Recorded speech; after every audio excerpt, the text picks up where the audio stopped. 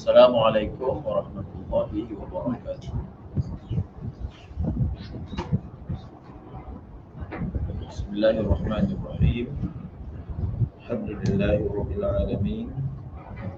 Wassalatu wassalam ala asyrafil anbiya'i wal mursalin wa ala alihi wa sahbihi ajma'in, amma ba'd. Kita menyambung pembacaan kita berkaitan dengan fiqh ibadah korban. Soal 3, syarat ibadah korban. Bismillahirrahmanirrahim. Syarat sah korban yang pertama ialah Islam. Maka tidak sah korban yang dilakukan oleh orang kafir sekiranya haiwan korban datang dari seorang kafir dan dia telah memilikannya kepada seorang muslim dan si muslim melakukan korban dengannya, maka hukumnya sah. Membicarakan tentang syarat dalam bab korban, pertama ialah yang berkorban, al-mudahhi. Yang kedua, yang dikorban. Jadi dia ada dua rukun. Pertama apa? Al-mudahhi, yang berkorban. Yang kedua dhahiyah ataupun dhahaya, yang dikorban. Permulaan ini kita bicarakan tentang yang berkorban. Jadi syarat asasnya yang berkorban itu dia mestilah seorang yang beragama Islam. Kerana al-umuru bimaqasidiha, kaedah pertama dalam fiqh, maksudnya niat. Dan niat ini, niat ada syarat-syaratnya. Niat ada syarat-syaratnya. Haqiqatun hukmun, mahal wa zaman, kaifiyatun syartun, maqsudun hasan. Jadi dalam niat ni ada 7 perkara yang dibahaskan. Salah satunya syarat niat. Mana-mana ibadat yang disyaratkan niat, maka perlu dipatuhi syarat niat. Betul lah. Maksudnya kalau niat itu tidak menepati syarat, maka niat itu tak ada. Bila niat itu tak ada, tak sahlah ibadat tersebut. Apakah syarat niat? Pertama, Islam. Di situ kita dapat faham kenapa ibadah korban daripada orang bukan Islam tak sah. Nampak tak dia punya urutan dia? Korban perlukan niat, niat perlukan Islam. Maka natijahnya orang bukan Islam, walaupun dia niat, tetap tidak sah sebab dia bukan ahlun niyah. Itu bahasa yang digunakan oleh fuqaha. Orang bukan Islam bukanlah ahli kepada niat, maka tidak sah. Wakaf, adakah wakaf sah daripada orang bukan Islam? Sah. Orang bukan Islam kalau dia wakaf tanah buat masjid, sah. Wakaf tidak disyaratkan Islam sebab wakaf tidak disyaratkan dia. Lafaz. Dia lafazkan saya wakaf, khalas jadi, walaupun dia bukan Islam. Hatta kalau diwakafkan tanah buat masjid ke, bangunan sebagai, hukumnya adalah sah. Hukumnya adalah sah. Sebab dia ibadat, dia adalah perkara lafziah. Okey? Itu kaedahnya lah dalam. Bahkan ulama membahaskan tentang masalah nazar. Nazar ketika bukan beragama Islam. Kan ada peristiwa Sayyidina Umar telah bernazar. Hadis ini dibahaskan ketika bab puasa. Bernazar bahawasanya beliau akan iktikaf. Boleh akan iktikaf, akan puasa. Maka Nabi suruh sempurnakan nazar tersebut. Maka dia ambil faham daripada situ. Setengah ulama istimbat bahawasanya nazar pun sah daripada orang bukan Islam. Dengan makna kalau dia masuk Islam, wajib dia sempurnakan nazar yang dia buat semasa dia belum memeluk agama Islam. Kalau dia belum lagi agama Islam, tak adalah istilah kita nak ukur apa kan dia. Maksudnya isu tu akan bangkit kalau dia dah masuk Islam. Kita nak kata dia wajib tak tunai nazar ataupun tidak, yang dia lafazkan ketika dia belum memeluk agama Islam. Okey. Jadi kalau ini banyak berlaku syarikat, bagi binatang korban. YB nak dapat pahala ke nak dapat undi tak tahu. Tapi maksudnya dia akan bagi, kan biasa berlaku letaklah daripada poket dia ke, poket mana ke, ada tajaan lain ke. Tapi maknanya dia bukan Islam. Boleh tak? Boleh dia bagi, tapi syaratnya dia kena tamlikkan, memilikkan. Kalau dia tak tahu nak bagi siapa, dia wakilkan. Contohnya wakilkan masjid untuk mencari asnaf. Itu yang tadi masalah tadi. Dia boleh, individu boleh, syarikat boleh, organisasi boleh, Islam boleh, tak Islam boleh, semua boleh. Janji duit tu halal. Maka dia bagi, kita untuk uruskan, untuk cari. Bagi carilah. Kita jadi wakil dia untuk memilikkan. Kena milikkan dulu. Dia korban ni, dia adalah tafri' daripada milik. Milik baru korban. Dia tak boleh, kita tak memiliki binatang itu lalu kita berkorban binatang tersebut. Boleh tak? Tak boleh. Udhiyah adalah farak daripada milik, kan? Milik dulu, kan? Maka dalam masalah ni dia milikkan.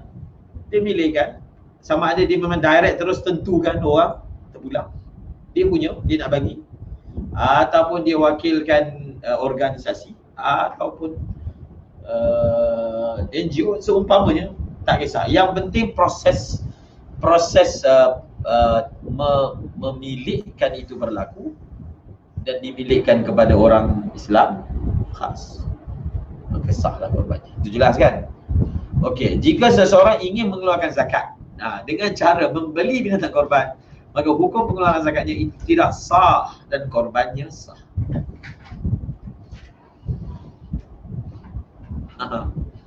Macam mana tu?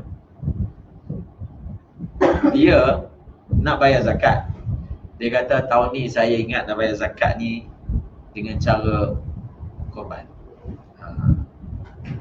Jadi dia sembelih, ini zakatku dan korbanku.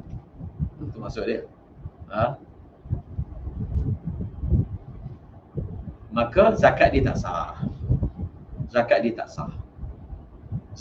tidak sah dan korbannya sah. Ini ada ibarat, tak masalah. Zakatnya tak sah tetapi korbannya sah.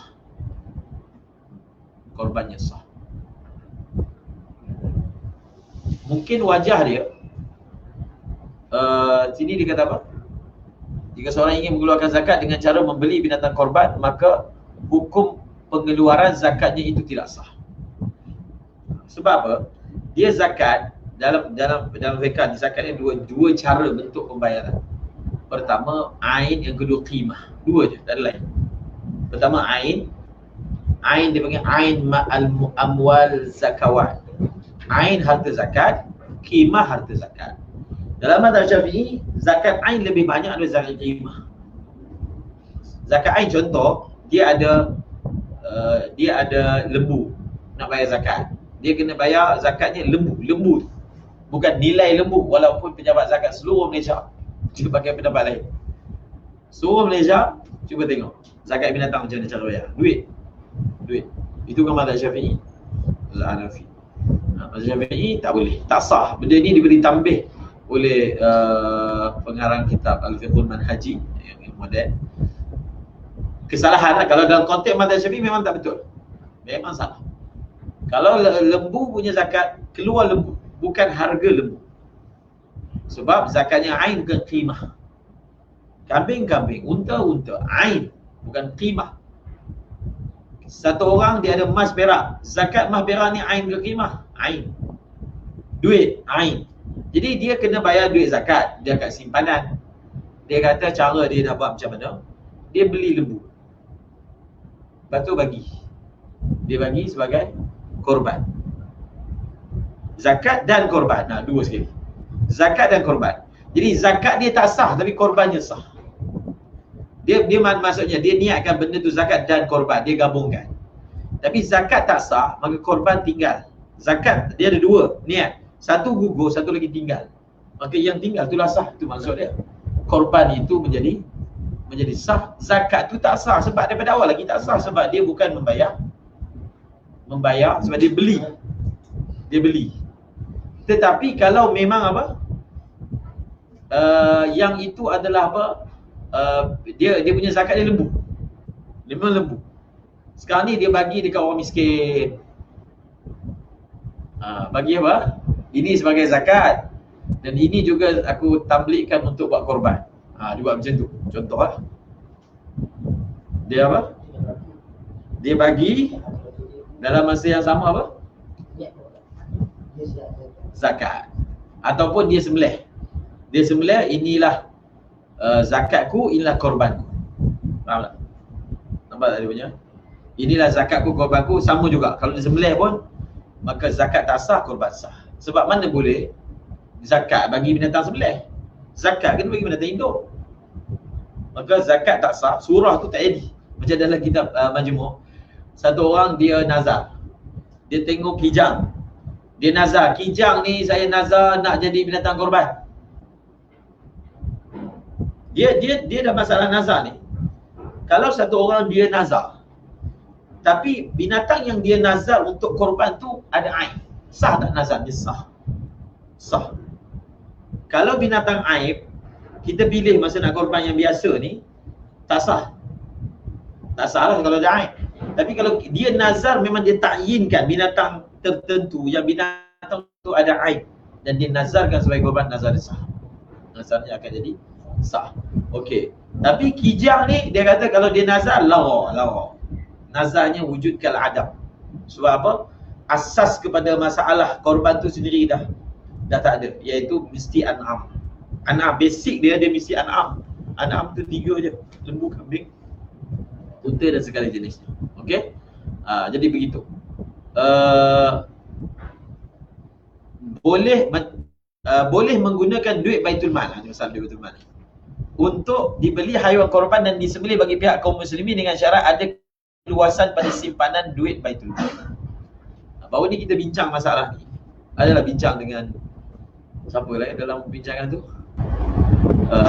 Dr. Asmadi Naim, Ustaz Jufri. Ustaz Qadir Abdul Qadir Jufri. Kita sedang membahaskan tentang poster fatwa wilayah yang sebelum ni. Dia punya tajuk dia tadi saya nak sebut tu, hukum taja binatang, hukum Baitul Mal taja binatang korban. Maksudnya binatang tu duitnya datang daripada Baitul Mal. Okey. Maka khulasah dari fatwa tu boleh lah. Boleh. Dan hendaklah memberi keutamaan kepada kawasan yang ada fakir miskin. Itu dia punya kesimpulan daripada fatwa tersebut. Berdasarkan ibarat dalam kitab Mughni Muhtaj, memang dalam poster pun menukil perkataan Khatib Syarbini, yusannu lil imam ay yudahhiya min baitil mal 'anil muslimin kafah. Disunatkan bagi imam tu maksud pemerintah, untuk berkorban, menggunakan harta Baitul Mal bagi pihak orang Islam. Itu terjemahan bagi teks yang dinyatakan oleh Khatib Syarbini. Benda tu dalam Rawdah pun ada. Saya cek dalam Rawdah pun sama. Berdalilkan hadis riwayat Bukhari, bahawasanya ada riwayat Bukhari pun ada riwayat dalam tu dari Mawardi. Mawardi ni bukan, ada hadis riwayat apa satu lagi saya tak ingat. Tapi yang Bukhari, iaitu Nabi SAW telah menyembelih unta untuk orang Islam. Sebab itu dalam ayat ini highlightnya imam. Yang kedua Baitul Mal. Sekarang kita nak highlightkan imam dan Baitul Mal. Jadi kenapa boleh guna duit Baitul Mal? Sebab kuasa nak ambil duit Baitul Mal ni dia kena kuasa imam. Dan dikiaskan dengan perbuatan Rasulullah. Dia bukan lafaz dia ayyudahhiya badanatan. Badanah maksudnya seekor unta bagi pihak orang Islam. Jadi apa yang berlaku, maksudnya imam, contohnya sultan ataupun agung ataupun mungkin menteri besar pun boleh, tempatan, dia peruntukkan daripada Baitul Mal dan binatang itu disembelih atas nama orang Islam semua. Dalam setengah kitab juga perkataan anil muslimina kafatan. Satu ekor untuk semua. Setelah kita teliti, daripada ibarat tu saya tak nampak. Ini pun saya macam ibarat ni kena adjust perkataan ni. Boleh menggunakan duit Baitul Mal ni kalau ikutnya samalah macam yang fatwa tu. Maksudnya hukum taja binatang korban daripada duit Baitul Mal. Dia kena faham duit Baitul Mal ni dia ada asnaf dia, ada masarif dia untuk digunakan. Boleh tak kita ambil sebahagian duit Baitul Mal ni beli binatang korban, bagi kat masjid-masjid, kemudian masjid uruskan, letak nama. Tapi duit tu, harta tu bukan daripada GLC ke kerajaan, tapi daripada Baitul Mal yang ada asnaf ataupun masarif khasah.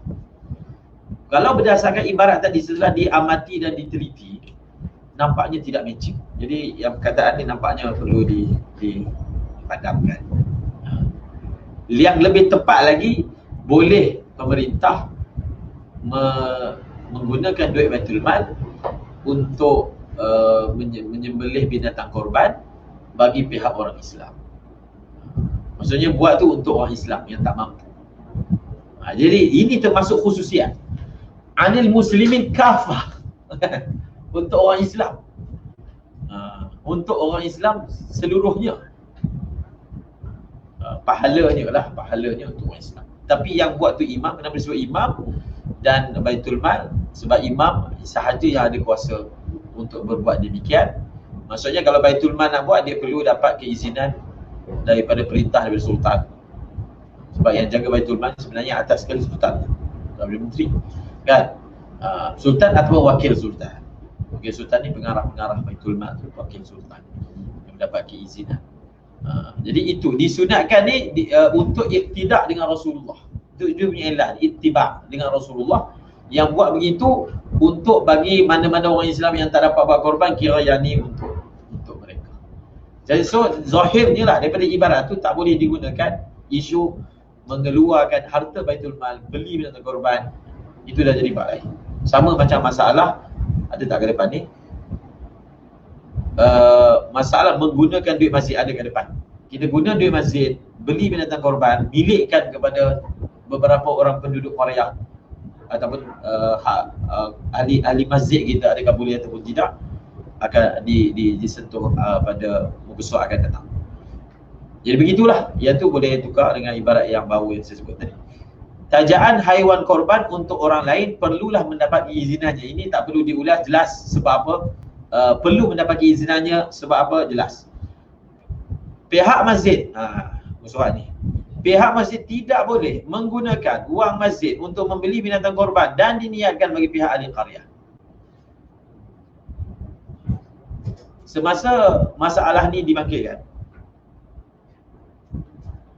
fatwa, ini bukan kita nak cakap lawan fatwa lah, tapi masa fatwa, sebab kita orang belajar, so kita tak ikut bulat-bulat lah. Kita akan tanya dulu. Okey, fatwa mengatakan boleh menggunakan duit masjid untuk beli binatang korban. Ini dah lama, 2-3 tahun sebelum ni. Kita ada kaedah dalam menggunakan duit masjid, ataupun menggunakan duit derma. Dan saya rujuk masalah ni dengan Syekh Haidar pun, saya rujuk Syekh Toha pun. Itu yang mudah untuk kita akses lah. Jadi secara pasti saya dah pernah tanya 2-3 kali, jawapannya tak boleh. Tak boleh. Kecuali memang ada uruf tempatan, tabung masjid digunakan juga untuk bantuan sosial ataupun korban. Uruf. Dia penggunaan duit masjid tu asalnya hanya guna untuk maslahat masjid, asal. Kalau nak keluar daripada asal, perlu ada tambahan klausa.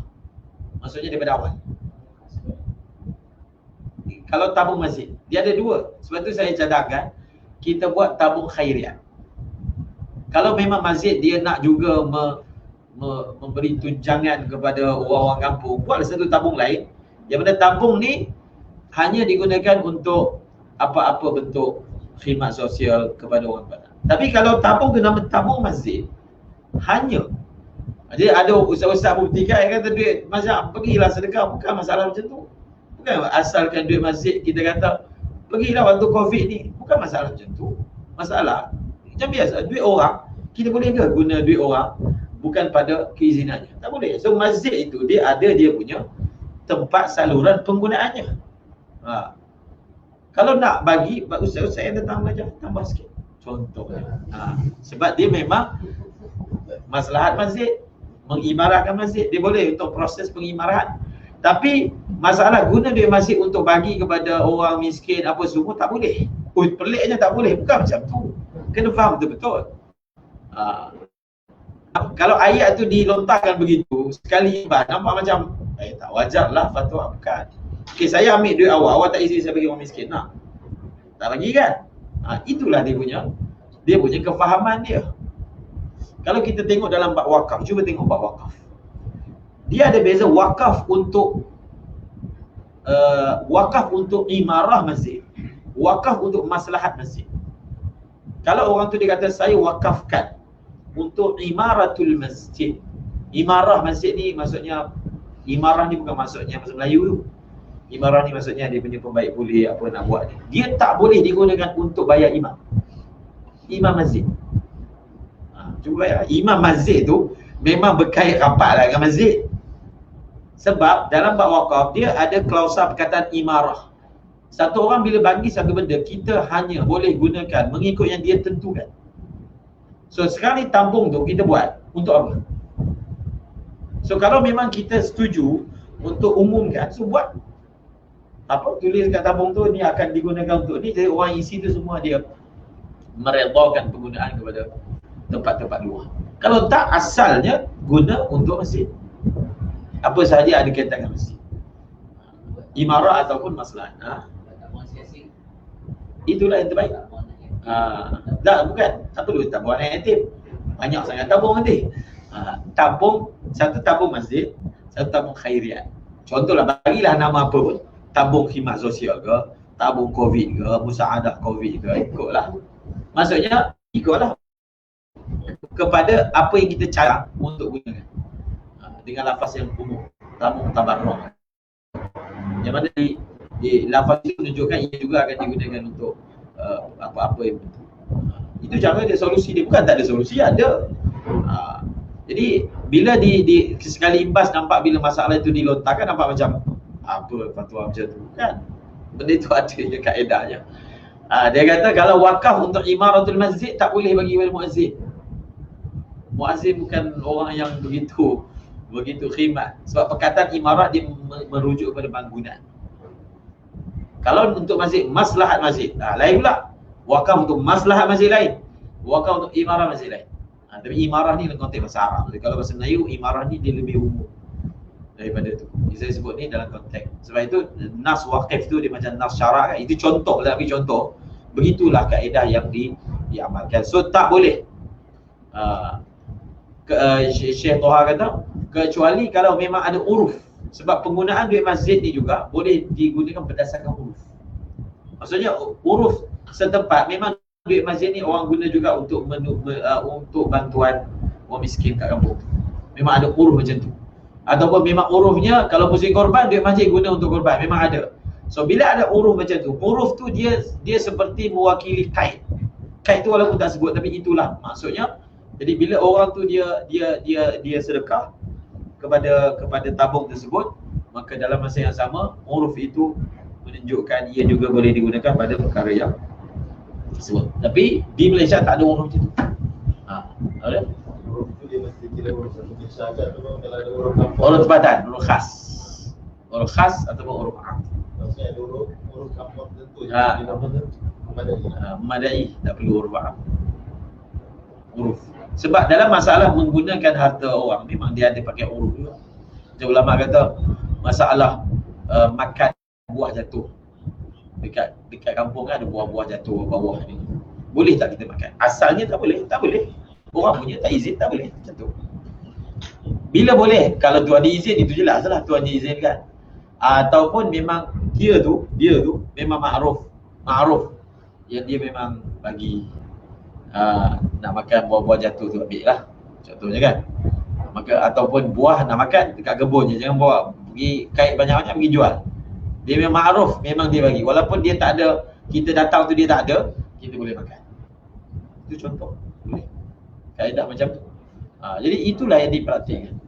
Macam tu, seribu bersifar dekat sini tadi. Bukan Sri Bertaling, masjid. Masjid. Bukan Sri Bertaling. Ini ada tempat. Cuma Sri Bertaling mungkin banyak lah sebab orang ramai datang kan. Dia dalam masalah apa ayat tu viral juga tu. Selipar kamu hilang macam mana ayat ni? Jangan biar selipar kamu hilang di masjid, jangan kamu hilang daripada masjid. Maksudnya selipar dia hilang tu dia main masjid lah. Kalau dia tu hilang dia tak main langsung. Tu dia punya falsafah selipar hilang. Jadi dalam kitab fiqh dia buat satu masalah. Saya bagi contoh kan. Kita keluar masjid. Kita tengok kasut kita tak ada. Tapi ada satu kasut seakan kasut kita. Mungkin orang yang ambil kasut kita itulah kasut dia. Mungkin lah. Mungkin juga tak. Mungkin ya, mungkin tak. Boleh tak kita pakai kasut tu? Tak boleh. Sebab tak pasti. Tak pasti. Mungkin ya, mungkin tak. So tak boleh. Kita pasti memang dia pakai. Sebab ada dua orang je. So kita datang kita ada dua. Contoh lah. Kepastian tu macam mana wujud. Tadi dia dengan kita je. Memang kita tengok dia dua sama. Dia dah tak ada, kasut tak ada, maksudnya dia dah ambil. Contohnya. Takkan dia balik tak ada kasut. Jadi boleh tak kita pakai kasut dia? Maka dibahaskan jadi satu masalah dalam fiqh namanya zafar. Masalah tu zafar.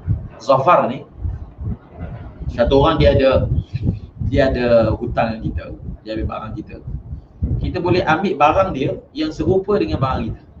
Dia panggil zafar. Sebenarnya tu khilaf, mazhab Syafi'i boleh, mazhab Hanafi tak boleh. Okey, itu tak ada kena-mengena dengan soalan ni.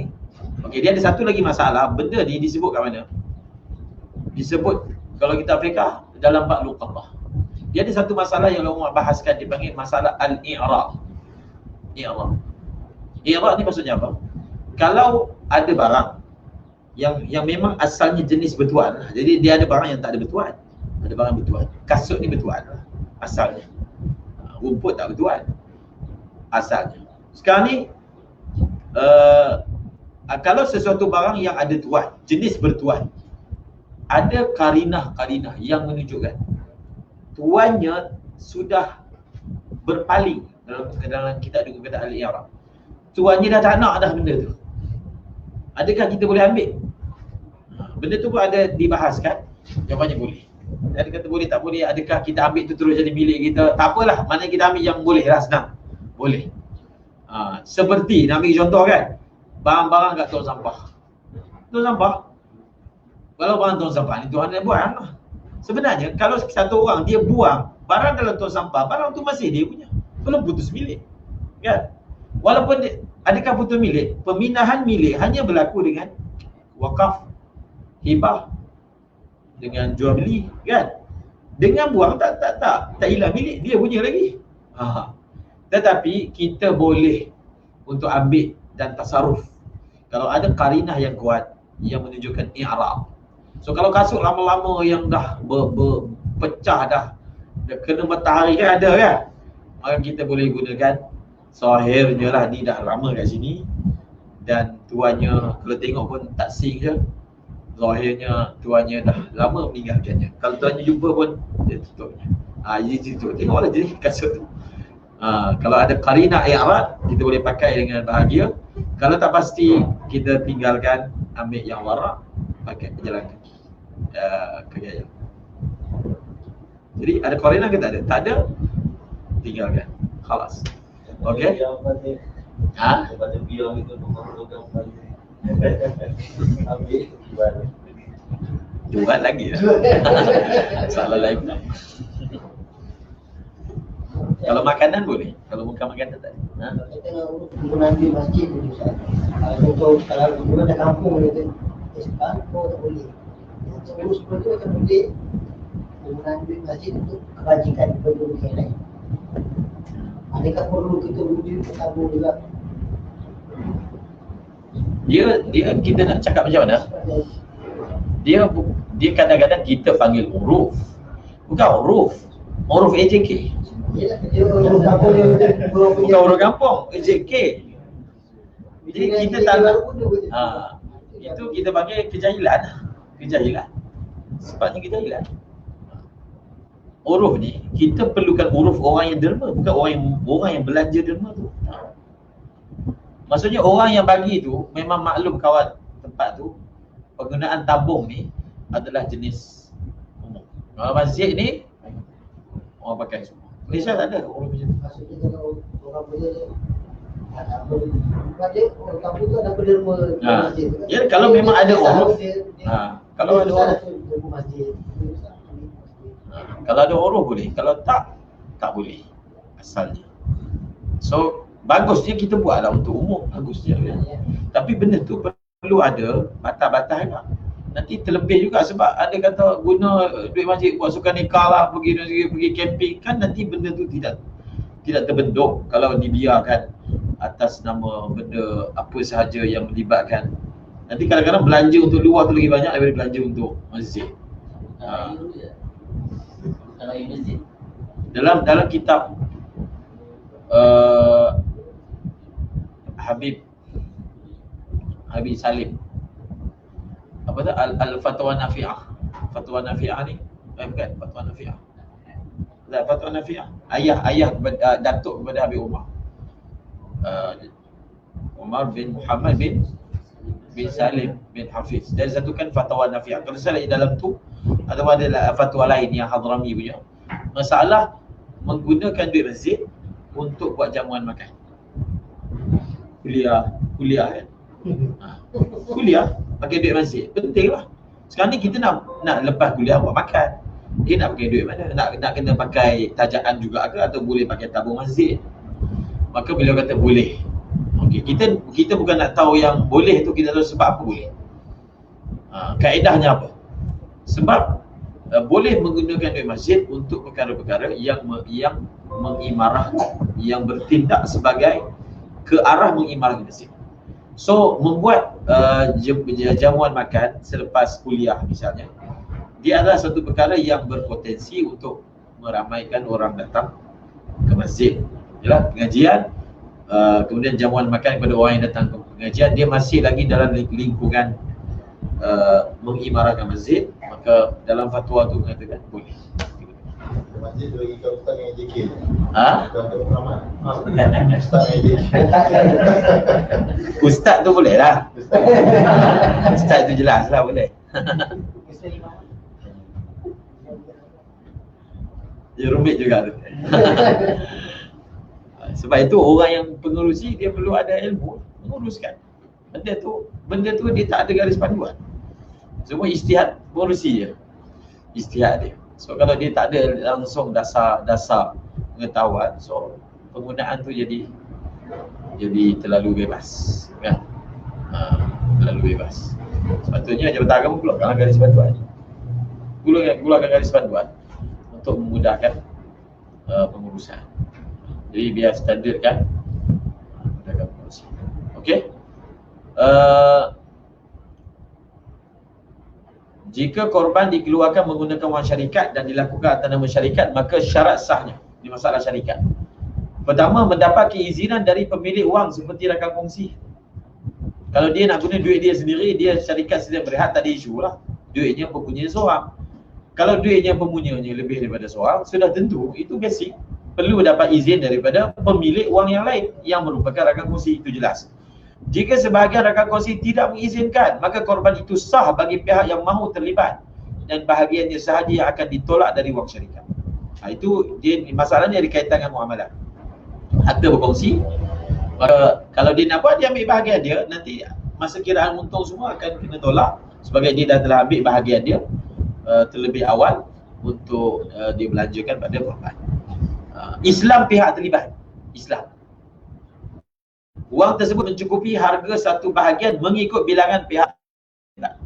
Mencukupi satu bahagian melibat. Maksudnya apa? Dia tak boleh syarikat nak buat korban ni, keluarkan RM700. RM700 milik 3 orang. Tak boleh. Tak? Dia tak boleh. Dia akan jadi satu bahagian 3 orang, mana boleh? Satu bahagian 1 orang.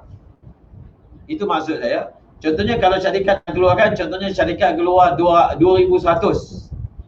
2,100 maksudnya, dan orangnya pun 3. Boleh. 2,100, bahagian mereka pun sama banyak, 50, peratus dia sama banyak. Maka maknanya 2,100 itu adalah milik A, milik B, maksud 3 bahagian. Tapi kalau dua rakan kongsi, dua ni campur duit, beli satu bahagian tak boleh. Ini banyak soalan ditanya. Suami isteri, adik-beradik, apa semua, tak boleh. Satu bahagian satu orang. So, kalau dia nak danai mak dia buat korban, boleh. Adik-beradik kan? Seorang 100, seorang 100, dapat kumpul 700, bagi kat mak. Bagi kat mak, milikkan mak. Dia kena proses milik tu dulu, supaya pemilikan bagi 700 tu satu orang saja punya. Maka barulah satu bahagian untuk satu orang. Kalau tak, dia akan jadi bahagian melebihi daripada dibenarkan. Dalam mazhab Syafi'i, muktamadnya seekor lembu hanya 7 orang sahaja. Tak boleh lebih. Kurang boleh. Kurang boleh, lebih tak boleh. Betul tak? Kurang boleh tak? Boleh. Lebih tak boleh. Namun jika sebuah syarikat ingin menaja haiwan korban kepada seorang individu, iaitu menyerahkan wang atau binatang kepadanya, dan disembelih sebagai korban atas nama individu tersebut, maka tidak perlu kepada syarat Islam pemilik syarikat perkara ini dah jelaskan. Syarat yang kedua ialah niat. Ini masalah yang paling penting, masalah niat. Korban ialah satu ibadah, ia lebih afdal dari sedekah sunat. Ini yang Imam Nawawi tarjihkan. Tadi pun saya sempat baca dalam Hasyiah Tarmasi. Imam Nawawi mengatakan dia lebih afdal daripada sedekah tatawwu. Sebahagian ulama Syafi'i kata tak. Kita tengok dulu. Satu orang dia bagi sedekah seekor lembu, dengan satu orang korban seekor kambing, mana afdal? Lembu sah, korban seekor kambing. Tapi ini korban, ini sedekah. Yang mana afdal? Sedekah seekor lembu ataupun korban seekor kambing? Sebagian ulama kata korban adalah lebih afdal daripada sedekah kalau nilai korban itu lebih besar ataupun sama banyak dengan berbanding sedekah. Tapi kalau sedekah, dia punya nilai dia sedekah 10,000, orang ni korban RM700 je. Jadi orang yang sedekah 10,000 dengan korban ni mana lebih afdal? Maksudnya pada hari korban lah. Hari lain mana ada waktu korban. Sebagai ulama kata 10,000 tu lebih afdal.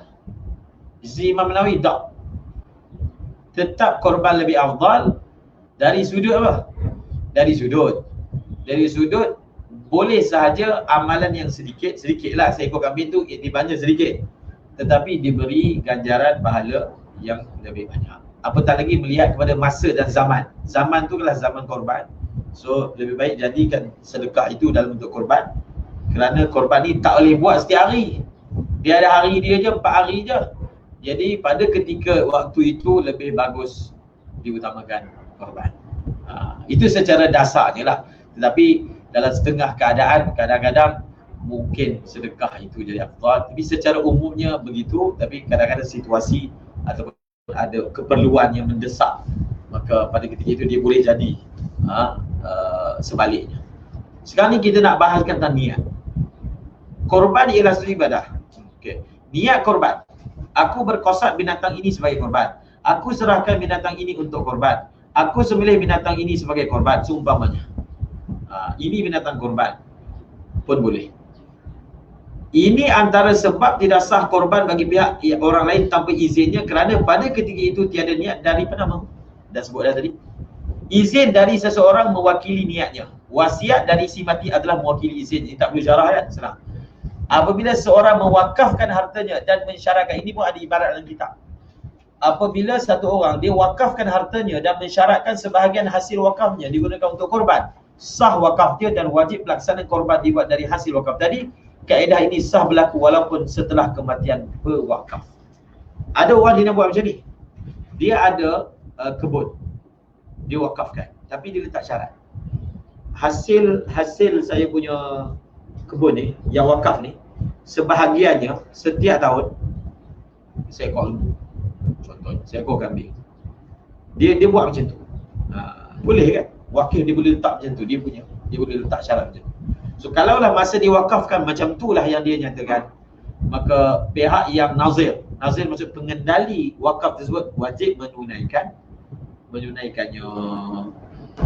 Untuk apa? Untuk dia lakukan korban setiap tahun selagi ada hasil, walaupun setelah orang itu meninggal dunia pun sama, dia perlu menunaikan korban itu selagi mana hasilnya masih ada. Kalau dia tak baik setiap tahun tu, kalau sekali cukup ni, dia buat setiap tahun. Lafaz dia macam mana? Dia ada hasil nanti buat sebahagian tu buat korban. Tapi dia tak dekat setiap tahun. Dia tidak kata setiap tahun. Memadai sekali. Dia kalau dia kata setiap kali ada hasil, maka buat korban. Dia kan ada, kalau dalam masalah dia guna perkataan kullama, setiap kali ataupun setiap tahun. Macam contoh macam ni lah, kalau kita belajar dalam bab talak mu'allaq, maka pada ketika itu diperhatikan lafaz yang digunakan mu'allaq. Dia gunakan in ataupun kullama. Adik dia kata sekiranya kamu keluar rumah jatuh talak, dia kata kat isteri dia. Lalu isteri keluar rumah, jatuhlah. Masuk balik, lepas tu isteri dia keluar kali kedua. Jatuh tak? Kali kedua. Tak jatuh. Sebab in la yaqtadi takrar. Dia buat sekali khalas. Dia sudah menghanaskan benda tu, khalas. Tapi kalau dia kata kullama, setiap kali keluar rumah, setiap kali duduk rumah, macam mana? Robohkan rumah. Jadi tak adalah istilah keluar rumah kan? Rumah dah tak ada. Macam mana cara nak bagi dia pergi gatal mulut, marah tak bertempat, dia pergi talak isteri dia setiap kali keluar bilik. Kau rumah lagi? Bilik. Isteri merajuk ke bilik, dia hot, setiap kali kau keluar bilik jatuh.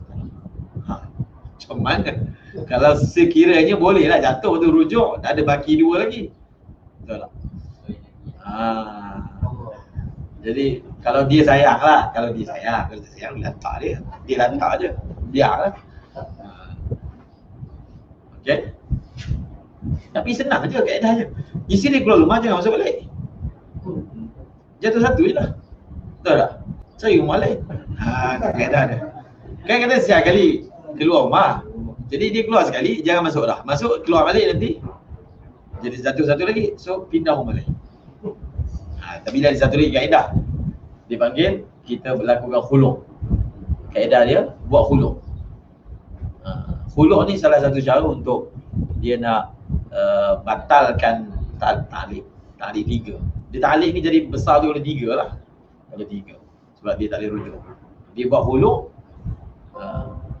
buat khulu', maka boleh kahwin balik. Sebab bila akad baru dia membatalkan ta'liq sebelum. Okey. Waktu niat korban.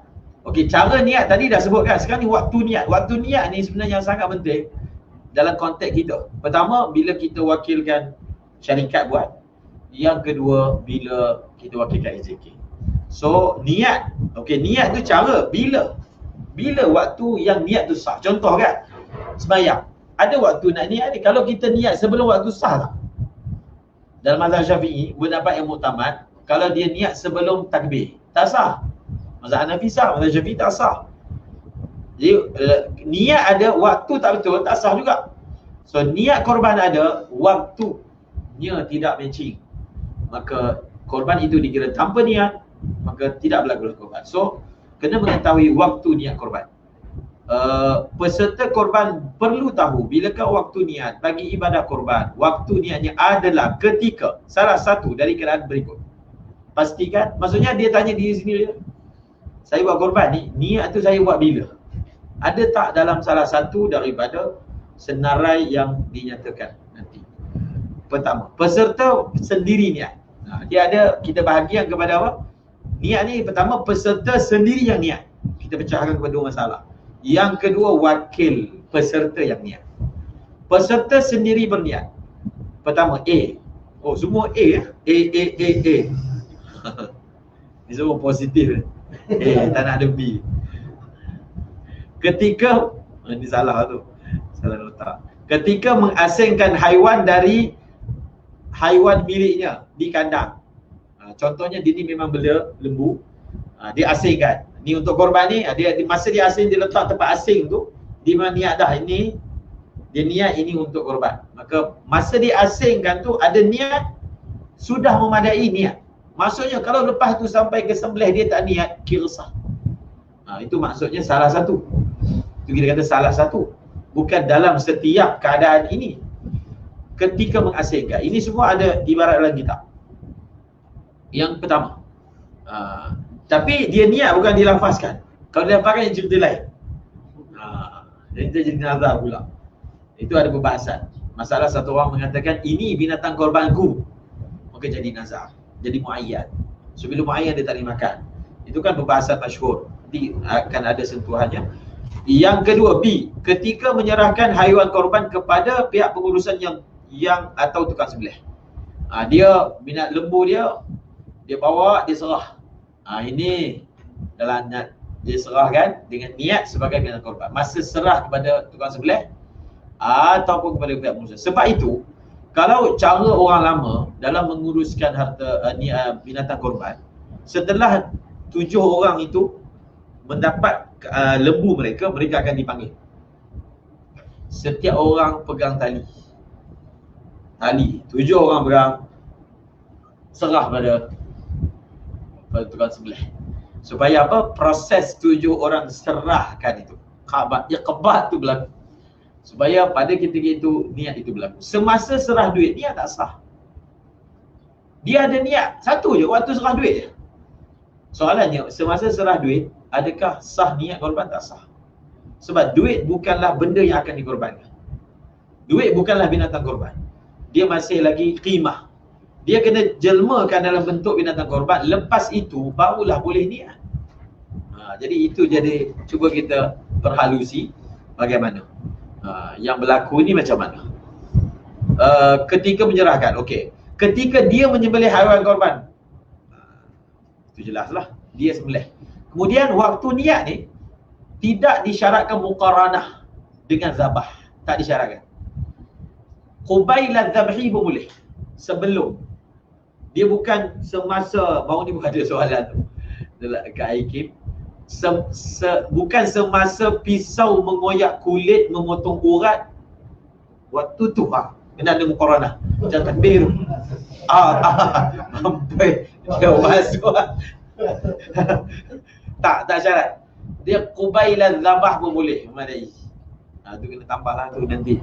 Memadai sebelum sedikit pun memadai. Niat itu sudah dikira. Tidak disyaratkan muqaranatun niyah bidzabhi, tidak disyaratkan. Ketika haiwan korban sedang disembelih oleh wakil, ataupun apa? Ataupun masa tukang sembelih tu sembelih, dia niat. Ini adalah binatang korban. Sebab itu dia kalau orang peserta tu ada, dia tak ada isu sangat niat ni. Kita boleh banyak cara kita boleh selesaikan. Kalau dia memang hadir. Kalau dia tak hadir tu, kena perhalusi. Kalau dia hadir, dia pilihlah yang mana satu jenis bangsa takut darah contohnya kan. Dia punya. Tapi dia duduk jauh sikit, dia tak tengok. Dia wakilkan orang pun boleh juga. Nanti wakil selepas ni. Sekarang ni kita cerita yang dia sendiri niat.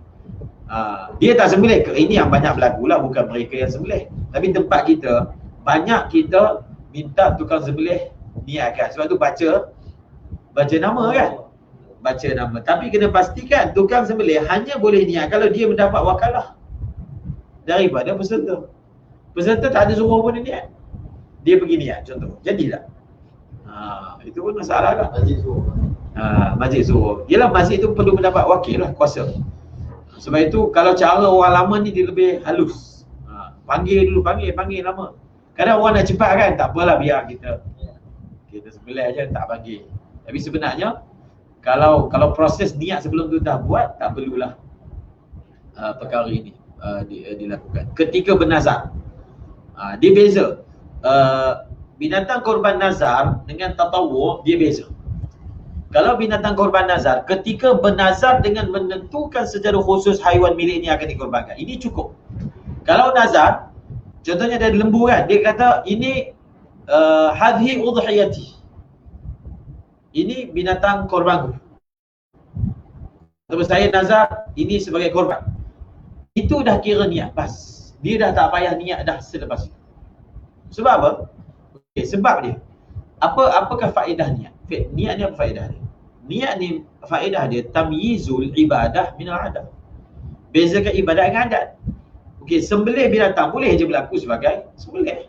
Buat makan, buat itu, buat akikah, boleh saja untuk korban. Jadi apa yang akan membezakan sembelihan ini ataupun binatang ini sebagai korban ataupun adat? Niat. Tetapi kalau benda tu dia nazar, dia memang bila nazar, binatang itu tak boleh buat benda lain melainkan korban. Nak niat apa lagi? Memang dia dah korban.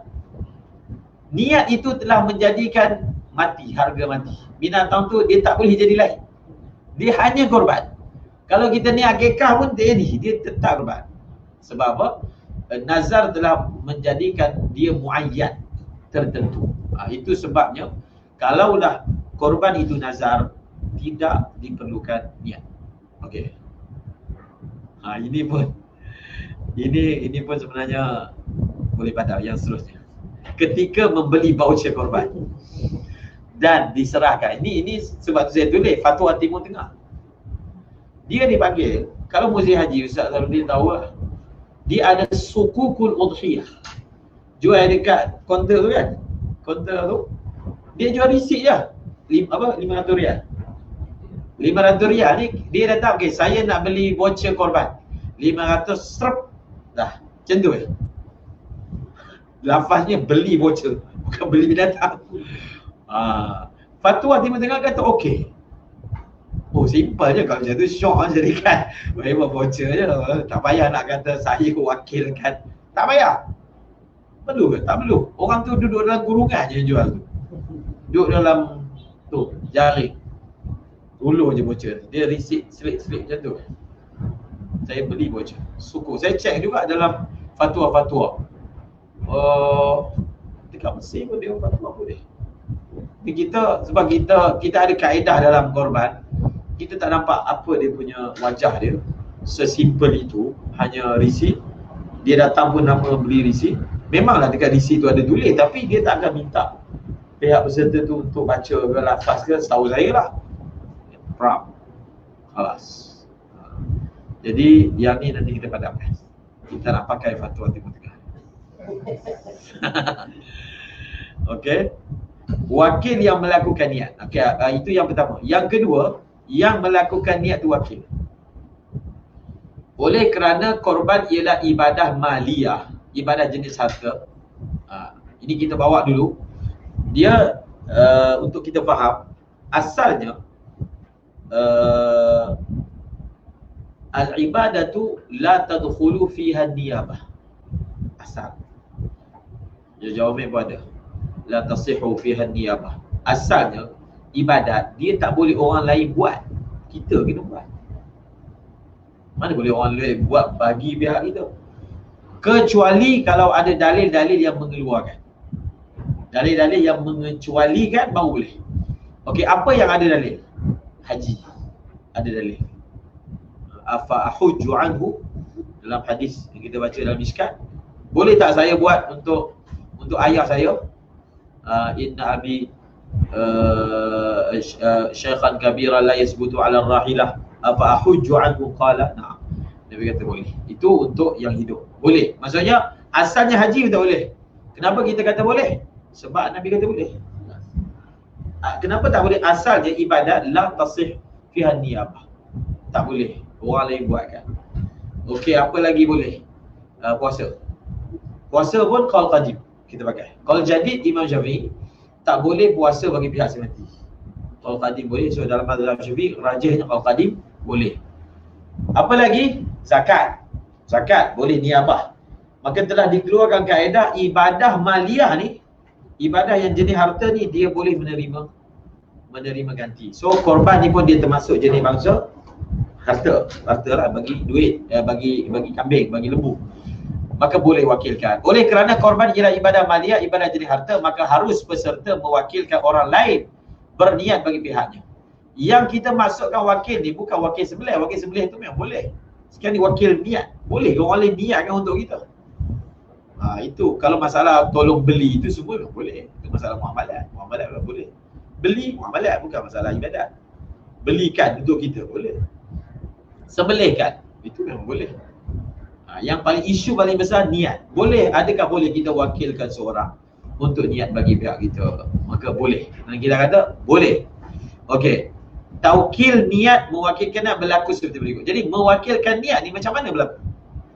Peserta mewakilkan tukang sembelih berniat bagi pihaknya ketika sembelih. Boleh lah.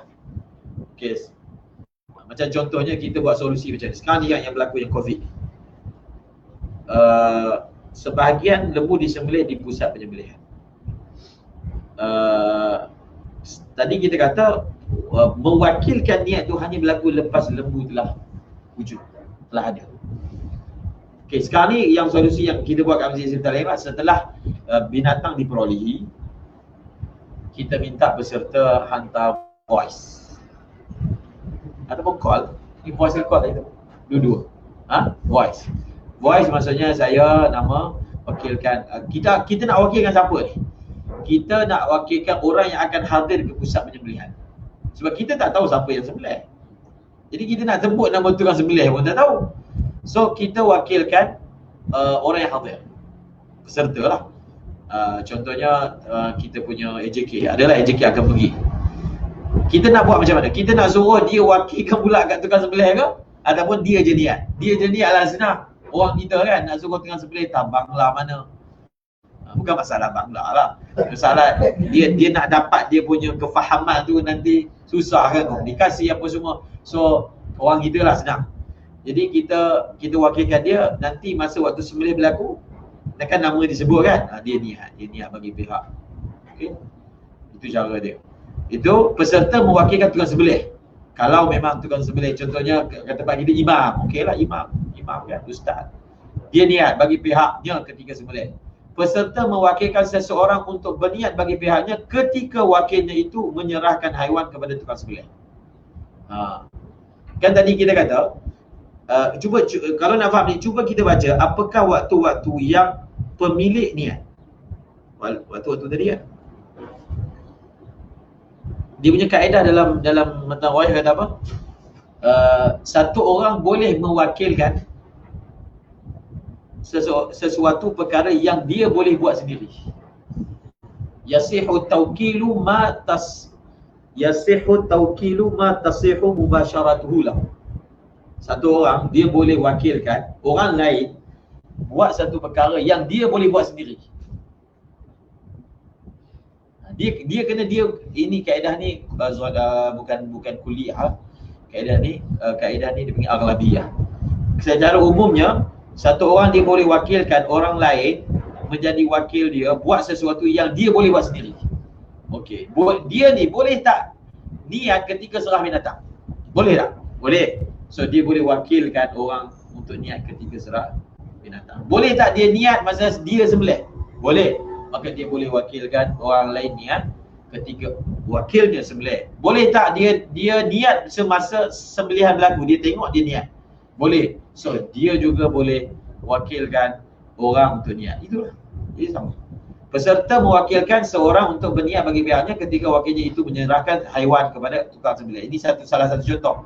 Jika tidak berlaku, jadi kena tambah lagi lah. Jadi kena tambah tadi kaedah tadi. Maksudnya semua surah yang kata dia boleh buat sendiri, dia juga boleh mewakilkan orang buat. Jika tidak berlaku langsung niat dalam mana-mana keadaan yang dinyatakan di atas, maka ibadah korban tidak sah dan sembelihan dan agian daging bersatu sedekah biasa. Faham kan? Dia jadi kalau orang tu wakilkan kita sekadar wakil je tak apa, tapi kalau sampai melibatkan upah, dia jadi macam saya sebut tadi. Dia upah kita untuk buat apa semua ni, kita tak berjaya mencapaikan objektif, maka pengambilan upah itu dikira tidak sah kerana tidak mencapai objektif. Kemudian masalah buat korban kat luar negara. Nanti hari Selasa ke Rabu tajuk ni dia nak bincang dengan yang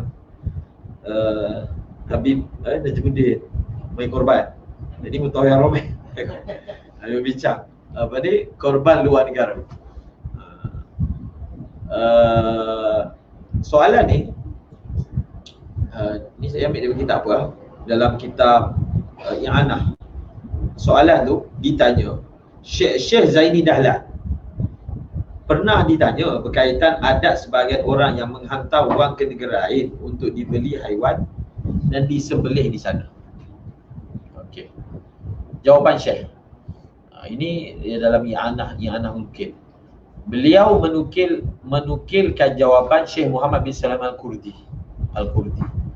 Harus mewakilkan orang lain membeli haiwan untuk sembelihan korban dan akikah di negeri luar seperti mana yang disebut secara umum oleh ulama Syafi'iyah. Mereka menyatakan secara jelas bahawa boleh mewakilkan sesiapa yang sah sembelihannya untuk menyembelih bagi pihak kita, sah berwasiat supaya dibeli binatang dan disembelih sebagai korban atau akikah. Menyaksikan binatang disembelih hukumnya sunat bukanlah wajib. Itu titik betul. Menyaksikan binatang disembelih hukumnya sunat. Sebab dia punya kekurangan kalau sembelih kat luar, masalah itulah yang Nabi suruh kepada Sayyidatina Fatimah kan. Fashhadiha. Kenalah kamu datang hadir, tengok, disunatkan tengok. Yang tu kekurangan dia akan berlaku bila satu orang tu buat di luar, dia tidak dapat menyaksikan. Jadi kalau buat live tu mungkin buat live, tapi tak larat dia buat live korban. Dikira tak online? Okey. Jadi ini maksudnya isu tentang hantar duit buat korban ni telah apa? Telah disebut oleh Syekh Zaini Dahlan, Mufti Syafi'iyah, dinukil daripada Muhammad bin Sulaiman Al-Qurdi ni, muhakkik mazhab Syafi'i. Dia sekarang ni isu dia kalau ada ibarat memang bagus. Sekarang ni kita bagi duit. Dia buat semua sekali dengan niat. Boleh tak kita wakilkan dia niat tu masa kita bagi duit? Tak payah dia beli dulu kemudian lepas itu baru macam yang kita buat sekarang ni kan. Ataupun daripada awal kita bagi, dia buat semua sekali termasuk niat. Maksud dalam kita punya tauhid tu kita nyatakanlah menguruskan ni termasuk niat. Itu nak highlight kan tu. Dia punya isu dia sama macam masalah dengan masalah Quran wakaf. Quran wakaf. Wakaf kat Mekah. Kan kita bincang kan. Syekh Sa'ud, saya tanya soalan ni kat Syekh Sa'ud. Dia gini, dia punya kaedah dalam fiqh. Contohnya, satu orang dia bagi duit kat mutawif. Dia bagi duit untuk beli Quran. Ini yang jenis tak ada untungnya ni. Ada untung lain pula akal. Dia bagi duit dekat mutawif, dia kata okey, saya belikan saya Quran, kemudian kamu wakafkanlah nya bagi pihak saya. Okey. Dia wakilkan orang tu beli tu memang jelaslah wakil, dia panggil al-wakil bil syara'. Boleh tak ketika itu juga dia wakil dia untuk wakaf, lafazkan wakaf. Dia ada satu kaedah, dia panggil at-tasarrufu fi ma la yamlik. Sekarang ni dia suruh wakafkan Quran yang bakal dibeli. Sekarang ni dia belum memiliki Quran tu. Dia belum memiliki Quran itu. Jadi perbuatan dia mewakilkan sebelum dia milik, dia wakil sebelum ada kuasa. Di situlah dia punya isu dia. Jadi bila dia belum ada kuasa, dia punya wakil itu macam dia wakil atas benda yang tak ada kuasa.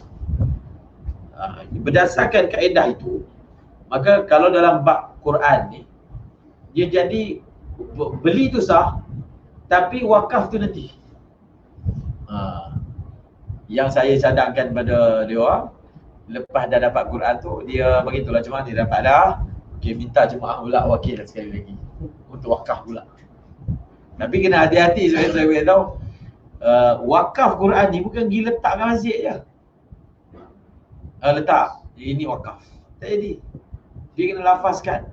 Quran ini adalah wakaf, adalah ibadat lafaz, dia bukan niat.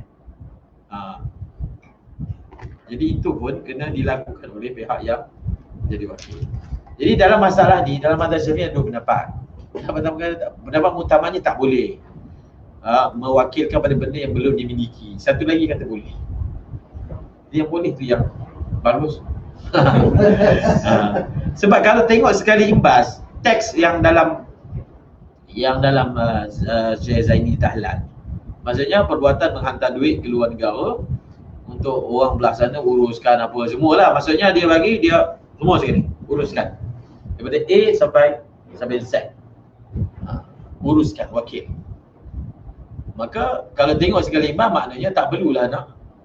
Dia boleh siap-siap masa serah duit, dia boleh dah wakil dah semua sekali. Dia wakilkan beli, dia wakilkan sembelih, dia wakilkan dia. Kita nak point tang niat tu. Adakah dia boleh mewakilkan seseorang untuk niat korban bagi pihaknya sebelum? Itu soalannya. Dia memiliki binatang korban itu. Boleh ke tak boleh? Kalau boleh, memang masa bagi duit dah boleh dah. Dah boleh dah kita buat satu teks lafaz. Semua sekali. Khalas. Jadi AJK tak perlu nak kena lagi sekali, nak kena minta voice sekali lagi. Kalau mukabil itu boleh. Kalau mukabil boleh. Jadi adalah juga cahaya tu yang menerangi jalan. Sekali isu dia, kita menguruskan korban di luar negara. Kita ada kat sini. Kita menguruskan tu kawan kita kat sana. Kita wakilkan pula dia ni. Itu dia ada sirah dia. Sirah dia, mewakil atas wakil kan. Kita bincang itu. Mewakilkan wakil tu benar. Bukan? Macam contohlah. Kita semua serah sab kat AJK. Tapi bukan AJK yang sembelih. Tukang sembelih yang sembelih. AJK tak adalah nak ada kat setiap binatang tu. Jadi macam mana? Yang diberi wakil untuk ni adalah AJK. AJK tertentu lah. AJK tertentu.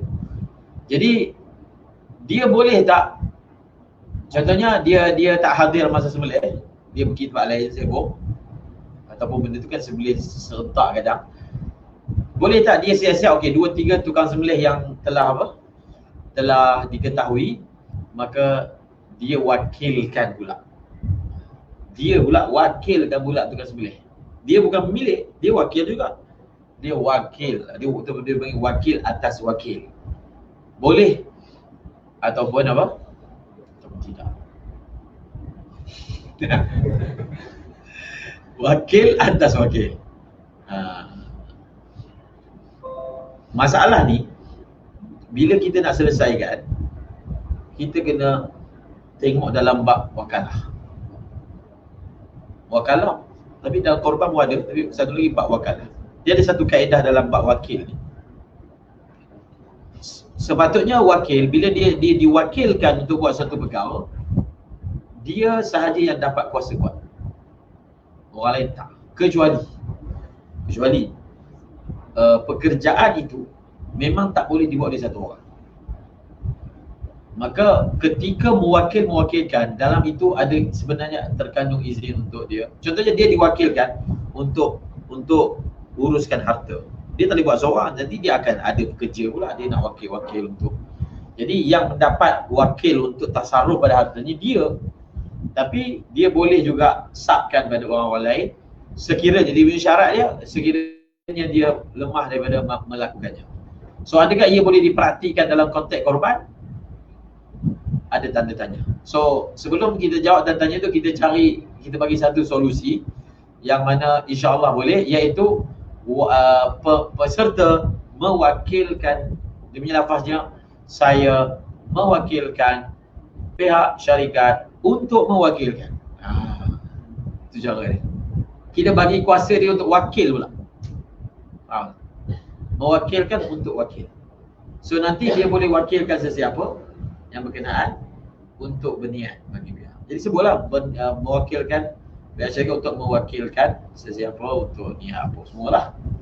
Jadi kalau sirah dia macam tu, zahirnya dia menyelesaikan isu wakil atas wakil.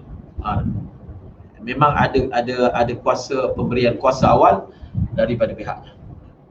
Terdapat pendapat dhaif dalam mazhab Maliki yang mengharuskan korban digantikan dengan yang tadi saya sebut, memberi wang sahaja kepada fakir miskin. Pendapat ini tidak disarankan untuk diamalkan. Tinggal. Sekiranya ibadah korban dibuat luar negara dan mengakibatkan syiar korban tiada di negara sendiri, maka melakukan korban di negara sendiri lebih afdal.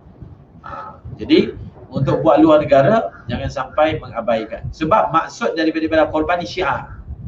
Bukan hanya benda tu buat. Jadi kalau semua pun buat luar negara sampai tak ada dah darah ditumpahkan di tanah Malaysia, maka negara Malaysia lah rugi. Sebab bila ibadah tu buat, dia menarik rahmat Allah. Jadi kalau berlaku kat luar, kat tempat luar je lah. Jadi rahmat tu biar darah bersimbah kat negara kita. So kalaulah sampai keadaannya, sampai hilang syiar, sudah tentu pada ketika itu kena buat di tempat kita. Terdapat pendapat dhaif dalam mazhab Maliki yang mengharuskan korban diganti dengan memberi wang sahaja kepada fakir miskin. Pendapat ini tidak disarankan untuk diamalkan kerana ia akan menyelenyapkan syiar ini seperti mana difatwa oleh Syekh Hasan Makhluf. Syekh Hasan Makhluf di mazhab Maliki. Syekh Hasan Maliki. Syekhul Azhar ke? Syekhul Azhar kan? Ke mufti? Syekhul Azhar. Hasan Makhluf. Dia Maliki. Jadi tidak disarankan untuk diamalkan. Mungkinlah dekat negara Maliki ada buat jenis korban bagi duit mazhab dhaif. Tetapi macam kita sebut tadi lah, dia itu bukan hanya maksudnya menyantuni orang susah, tak. Dia maksud sembelih tu ada. Sembelih, tumpahkan darah, itu memang ada maksudnya. Tak ampun kat situ. Kita melihat dari sudut itu. Baik? Syiar masih ada, cuma Afdal. Afdal dalam Afdal.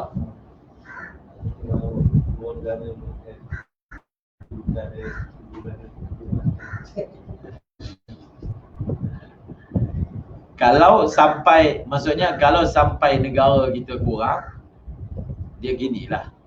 Masalah memerlukan tu adakah hanya dengan cara korban? Itu soalannya kan. Maksudnya adakah bantuan tu hanya dengan cara korban? Jadi sebab itu kita kata, kita sebut haruslah. Kalau orang tu dia ada kemampuan lebih, dia buatlah juga dalam negara. Sebab luar negara ni murah. Dia buat dalam negara, betul dalam negara, betul dia tambah lagi luar negara. Asalnya memang dalam. Dia gini lah. Ada orang miskin dalam negara, ada orang miskin luar negara. Dua-dua miskin. Ada orang miskin jiran, ada orang miskin luar kampung. Kaedah dia yang paling dekat itulah Allah atas kaedah tu.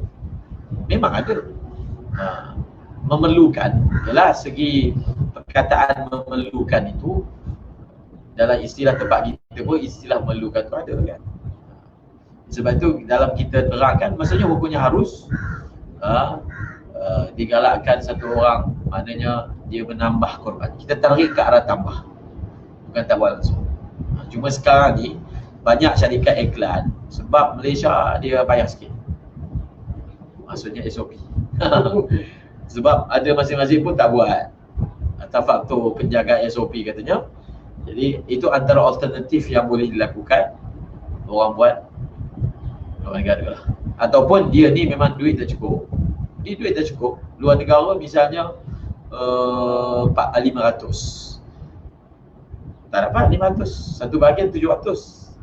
Kalau dia nak buat juga. Jadi sudah tentulah pilihan dia. Jadi orang yang pilih luar negara tu antaranya adalah apa? Adalah yang disebut tadi tu. Iaitu dia tak mampu buat yang dalam negara. Sebab jumlahnya, harganya mahal. So alternatifnya luar negara. Jadi ketika kita nak targhib orang untuk buat luar negara, kita targhib dengan menghalakan perkara-perkara tu. Tapi jangan kita sebut secara total. Luar negara paling afdal. Tak boleh. Tak betul. Kalau kita cakap secara mutlak, tak tepat. Kita jadikan luar negara sebagai satu platform bagi orang yang ingin. Okay, sebenarnya ini platform. Afdal jangan bahasan kami berniaga. Afdal tanya Ustaz. Kami kalau tanya kami nanti ada bias. Dia tanya kami. Bukan Afdal dengan kami. Kalau orang berniaga lah. Jadi jangan tanya orang berniaga kan.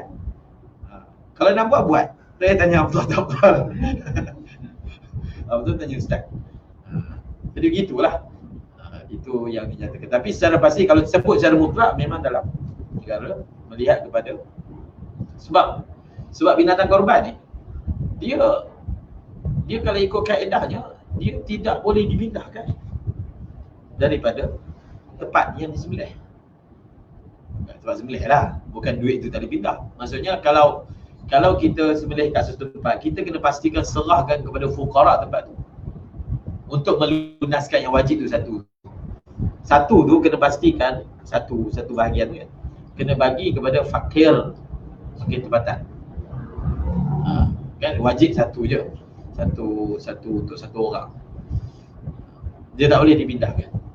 Jadi kita dapat faham lah perkataan maksud dia tak boleh dipindahkan tu kepentingan untuk menyantuni yang tempatan. Pertembungan antara korban. Tapi dia tengok punya kan, segi pahala kan ada haram.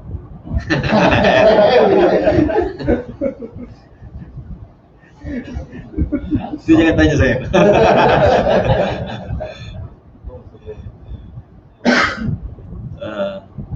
Pertembungan antara korban dan akikah.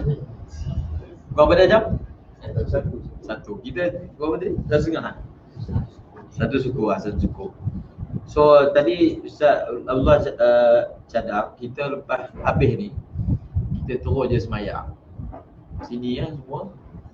Lepas tu fantashiru fil ardh untuk makan tengah hari. Jadi dah sikit lah. So nanti waktu dia waktu masuk pun 1.20. okey tu habis wudu tanda satu je. Jadi rosak. Duduk boleh ambil duduk. Tinggi ada. Jadi gitulah nampaknya. Jadi masa tu jimat sikit. Kita sampai petang kan. Pertembungan antara korban dan akikah. Saya dah tulis. Pertembungan tu tengok apa maksudnya. Jika berlaku pertembungan antara mendahulukan korban untuk sendiri atau akikah, maka mendahulukan korban lebih afdal. Kerana dalam ibadah korban terdapat pendapat yang menghukum sebagai wajib.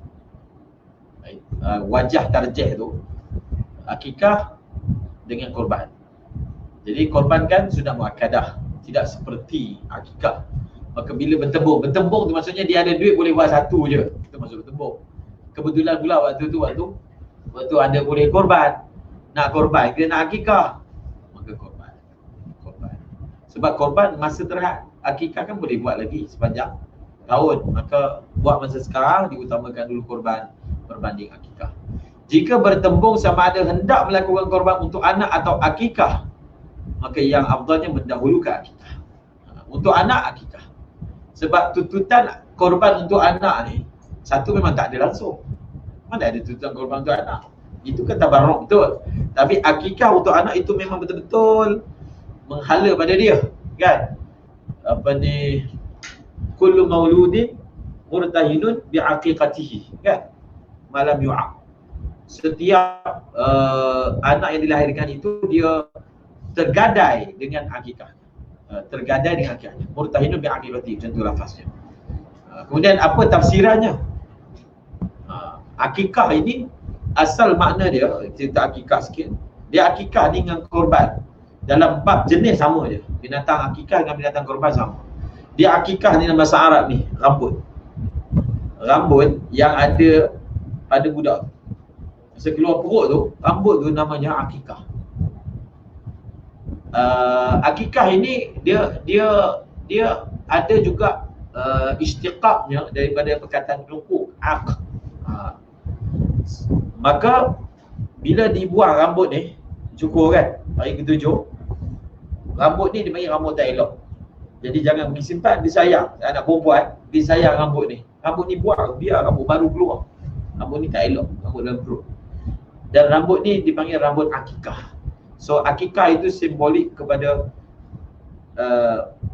akikah itu merujuk kepada membuang akikah, mencukur akikah.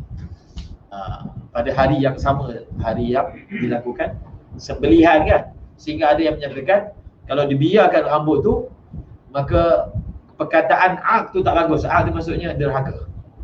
Takut anak tu jadi anak derhaka. So buang rambut kotor, biar dia tumbuh rambut yang baru. Kemudian Imam Ahmad lah yang tafsirkan maksud anak itu tergadai dengan akikahnya. Maksudnya selagi mana dia belum diakikahkan, dia macam barang kita gadai, belum ditebus. Jadi akikah tu yang tebus barang tu. Itu maksud murtahinun bi'aqiqatihi. Imam Ahmad bin Hanbal tafsirkan maksudnya ini yang biasa syarikat akan sebutlah, iaitu dia tak akan mendapat syafaat anaknya. Kok ibu apa? Dapat syafaat. Kena mati kau cepat-cepat ni. Itu tafsiran tu Imam Ahmad bin Hanbal yang tafsirkan maksud hadis itu, iaitu dia tidak percaya. Tapi kena faham, ayah yang mana akan ada celaan lah. Celaan tu maksudnya tak bagus kalau dia tak buat akikah kalau dia mampu. Waktu, macam saya sebut awal-awal tadi, waktu nifas, maksud waktu isteri dia dalam pantang tu, dia memang ada kemampuan, lalu dia tak buat. Di situ jadi berat kalau dia tak buat. Tapi kalau dia memang tak pernah mampu, waktu sekarang dia baru dah mampu, ada duit lebih, tuntutan dia tak sama dengan situasi yang pertama tadi. Tuntutan dia tak sama. Okey? Jadi kalau ada cukup rambut anak tu yang dia timbang untuk disedekahkan berak. Kalau tutup waktu tu tak mampu untuk nak sedekahkan duit tu, adakah ada masa akan datang dia mampu, dia nak ikut harga dahulu ataupun harga waktu dia nak keluarkan? Tak ada tu furuk tu bagi kita. Furuk tu tak ada. Dia dalam kitab sebut dengan dia hendaklah sedekah dengan wazan rambut itu akan perak ke emas? Emas ataupun perak. Cuba tengok betul-betul lafaz dia. Dengan timbangan emas ataupun perak. Maksudnya iktibarnya adalah emas ataupun perak. Jadi sekarang ni timbangannya dia dapat 1 gram. 1 gram. Itu timbangannya. Timbangan tu yang asal. Harga tu tabik kan. Ini saya fatwa sendirilah. Tak ada ibarat. Timbangan tu asal. Jadi bila dia dah mampu, dia berkata dia kena bayar seberat rambut itu timbangan emas. Okey, timbangan. Kalau dibayar sekarang, okey, adakah harga sekarang itu adalah harga timbangan yang hari itu? Tak kan? Tak. Jadi dia tidak dikira membayar timbangan tersebut. So, macam kambing lah. Kambing masa anak dia lahir harga 200 je. Sekarang ni harga 800. Dia nak pakai kambing 200 ke? Kambing yang sekarang. Tak. Kambing yang cukup umur. Kalau dulu masa lahir tu RM200 je, sekarang ni dah 800. Dekat Australia, Sami Hamzah kan, masa dia pergi, kambing $5. RM15. Tu bagus, buat korban Australia.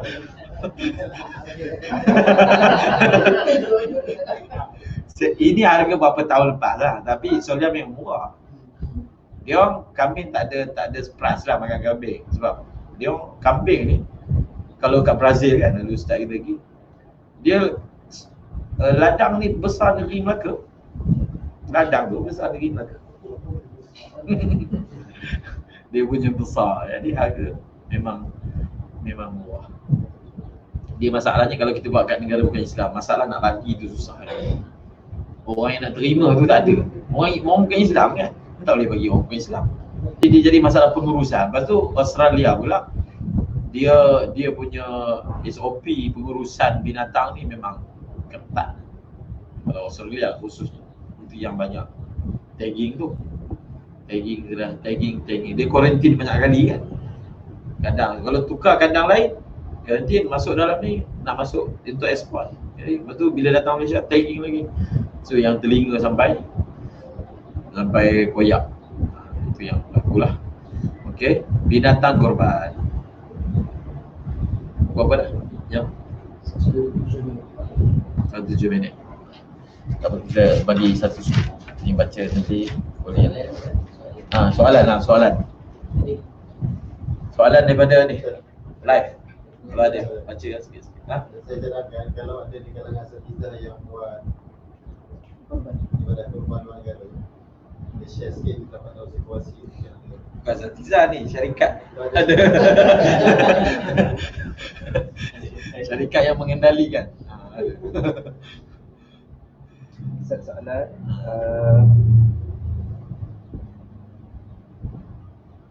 kalau dalam negara Kalau dalam negara dia ada, tapi dalam kampung orang yang buat korban di luar negara tu tak ada, maka apakah sama hukumnya? Kalau apa dia? Kalau dalam negara dia ada tapi Kalau dalam negara dia ada, Dia ada orang korban. Takdir dia ada orang korban. ada. Kemudian Dia tak ada orang saya soalan ni. Kalau buat korban dekat dalam negara tak mampu, tapi dekat luar negara mampu, kira dihukum makruh juga ke kalau dia tak buat korban di luar negara? menarik tu soalan. Dia mampu Luar negara dia. tapi di tempat lain lah. Tak kisahlah luar negara ke, ada tempat lain yang menawarkan.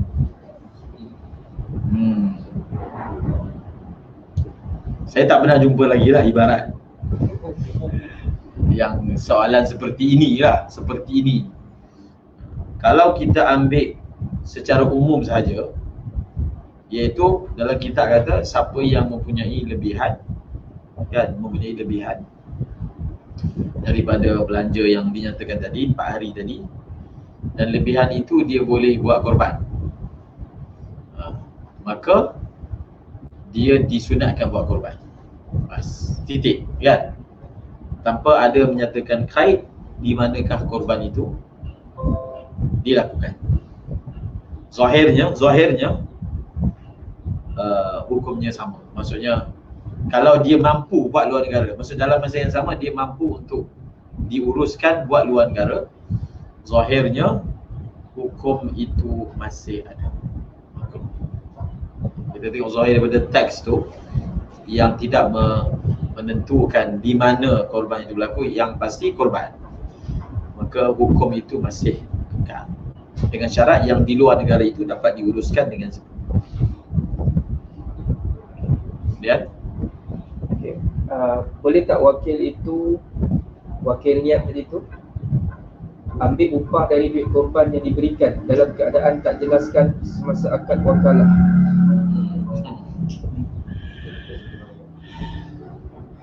Dia bukan wakil niat saja, pengurusan. Perkataan kita guna pengurusan sebab dia bukan niat saja, banyak benda lagi dia buat. Masalah mengambil upah, dia kena faham upah ni, kalau betul-betul kita nak buat pengurusan tu akadnya upah. Secara umumnya kalau masjid, dia sebenarnya lebih kurang sukarela je. Kalau masjid lah yang bukan komersial, memang secara umumnya benda tu berlaku secara sukarela. Secara umumnya sukarela. Okey. Jadi kalau sukarela tak bangkitlah upah. Sekarang ni yang soalan yang ditanya, kalau dia nak ambil upah, kalau sebut je perkataan upah, dia babnya bab ijarah. Kita hanya okey, kalau betul nak ambil upah, pertama, akad upah hanya ada kalau akad berlaku. Maksudnya kita hanya boleh ambil atas nama upah kalau memang ada persetujuan memberi upah. Kalau tak ada persetujuan, kita tak boleh ambil upah. Kan? Dipanggil tabarruk. Tabarruk. Satu orang macam gambar rasa kan. Oh, dia kumpul baju pelajar jatuh dia basuh. Siapa nak bayar? Dia berhak tak ambil duit. Ni penat ni basuh ni, tak berhak. Aku tak suruh basuh. Aku memang suka dia aja kat bawah. Dia sebab bila sebut upah, dia mesti didahului akad. Tak ada akad, tak ada. Kalau betul-betul dalam kaedah upah, dia tak boleh ambil. Okey, sekarang ni tak ada langsung sebut. Contoh, yang pertama dia ada masalah dah. Yang kedua, kalau ada sebut, okey, yang masalah kedua, majhul. Bila ujrah, dia mesti maklumah. Dia tak boleh majhulah. Jadi dia akan jadi ijarah fasidah. Maksudnya upah tu mesti tahu berapa. Mana boleh bagi upah tak tahu berapa? Tak sah. Akad tu jadi fasidah tapi bayar ujrah misal, kan? Bayar ujrah misal. Kalau memang ada akad ijarah, baru dapat ujrah misal. Kalau tak ada langsung, tak dapat juga ujrah misal. Sebab dia dikira pandai-pandai, tabarruk, kan?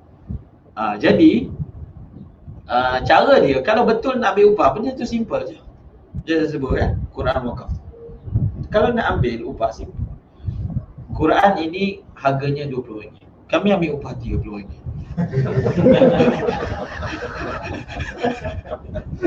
Semuanya RM50. Kalau nak buat upah, sebut. Tapi tak adalah orang sebut 30 biar aku beli sendiri. Okey, dia cara dia, saya sebut dah masa dekat IKIM itu pun, dia cara dia, kalau memang dia memang pengurusan, kena bagi duit. Pergi contohnya kan, ada yang pergi Kelantan, macam Masjid kadang pergi cari lembu kat Kelantan, pergi cari dekat Negeri Sembilan, benda tu kan bagi duit. Kalau pihak meletakkan satu kadar untuk kos, tak ada masalah, bukan dosa pun. Jadi contohnya kita letak gini, okey, setiap jemaah kos pengurusan RM50, khas. Sebab benda itu wajar, bukan luar, bukan berlebihan. Tetapkan RM50 sebab kita kan ada pengalaman dan kita ada jangkaan. So letak je, kos pengurusan RM50. Siapa uruskan, itu duit dia untuk tambang ke apa ke, tetapkan nanti. Binatang, sebab tu kalau kita beli binatang, contohnya kita letak 700, tiba-tiba dapat binatang murah, kena pulang balik duit. Mana boleh pihak pengurusan ambil semua? Sebab dia diwakilkan untuk beli. Kaedah wakil membeli, dia wakil. Bila wakil, tanpa dia sebut upah, tak ada upah. Kalau nak ada upah, dia sebut upah pula. Itu akad dia. So kalau contohnya tiba-tiba harga tu murah, dapat kan? Maka baki tu adalah milik peserta asalnya. Kalau dia nak guna apa semua sudah tentu perlu redha izin daripada cara. Jadi untuk yang lebih telus, memang nak berupah, sebut je terus. Berapa. Dia tak boleh tanpa dijelaskan, so dia tak akan jadi upah. Sebab upah dia tak ada kaedah yang majhulah. Dia mesti maklumah dan dia mesti ada akad. Apa tali kalau dalam konteks masyarakat kita, dia faham benda tu sukarela. Maksudnya faham sukarela. Yang maksudnya kalau masjid lah, kalau syarikat dia tak faham sukarela. Dia faham mesti syarikat ni untungnya. Kan syarikat sukarela baik hati. Itu memang maklum kan. Tapi kalau pengurusan masjid memang. So benda tu kalau minta upah tak ada apa-apa isu. Tak ada apa-apa. Contohnya lagi kan, orang berbahaskan tentang masalah upah daging bagi kat tukang sembelih. Kalau rumit sangat benda tu, kita buat je. Okey, untuk pengurusan sembelih ada bayaran khas. So kita akan bagi duit pada tukang sembelih. Kalau nak bagi duit, bagi kain ke, bagi duit ke. So ada peruntukan duit daripada peserta untuk beli bayaran, untuk bayar, sama ada bentuk duit. Jadi benda berapa tu kita anggarkan. Tempat kita yang buat sembelih sukarela, dekat Yaman semua hantar pusat sembelih. Mana ada orang kampung sembelih? Kat Yaman kan, korban macam mana? Lepas sembahyang raya, pergi kedai daging. Lepas sembahyang raya ni, dia tak ada OJK tulis nama, tak ada. Lepas sembahyang raya pergi kedai ni kat Hudaidah. Dekat pada pagi raya kedai daging penuh kambing. Stop, nombor. Jadi kita datang pilih kambing. Saya nak kambing ni. Dia sembelih waktu tu, dia lapar semua, bawa balik daging balik. Yang buat ni semua maksudnya tenaga mahir. Dia tak ada istilah gotong royong macam tu. Tapi sebenarnya dalam konteks Malaysia baguslah gotong royong tu, lebih bagus. Nak bagi tahu je. Suasana tempat lain, kalau dekat Sana'a, lepas sembahyang raya ada lori-lori, ada kambing ada. Pilih. Saya nak kambing ni. Beli lepas sembahyang raya. Dia sembelih tepi jalan. Sembelih. Sampai Z lapar semua daging, buat beli. Dia pandai lah bagi. Dia makan sendiri ke, dia bagi tak tahu. Itu berlaku dekat jadi dah orang tu sembelih. Tapi sebab kita beli kambing dia, mungkinlah dia tak ambil cas. Boleh kan? So kalau memang benda tu setengah tempat dah tak ada. Contoh sekarang ni kan semua tak nak buat kerja. Kalau ada upah ada. Upah. Tapi biar benda tu jelas.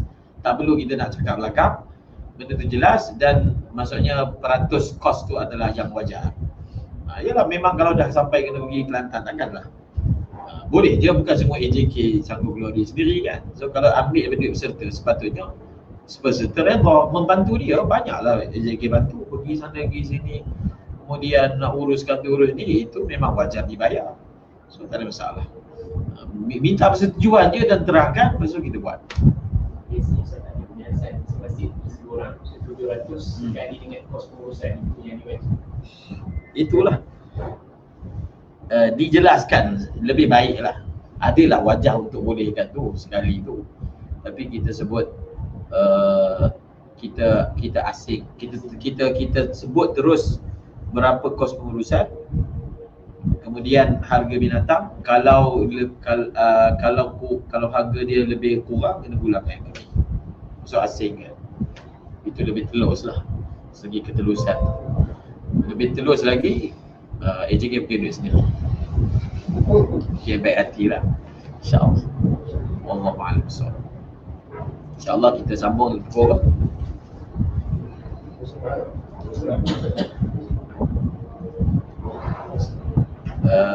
Satu setengah, 2,5. Boleh 2,5. 25. Boleh 25. Sejam suku. Kita siap untuk ni solat ni. Wallahu a'lam. Subhanallah.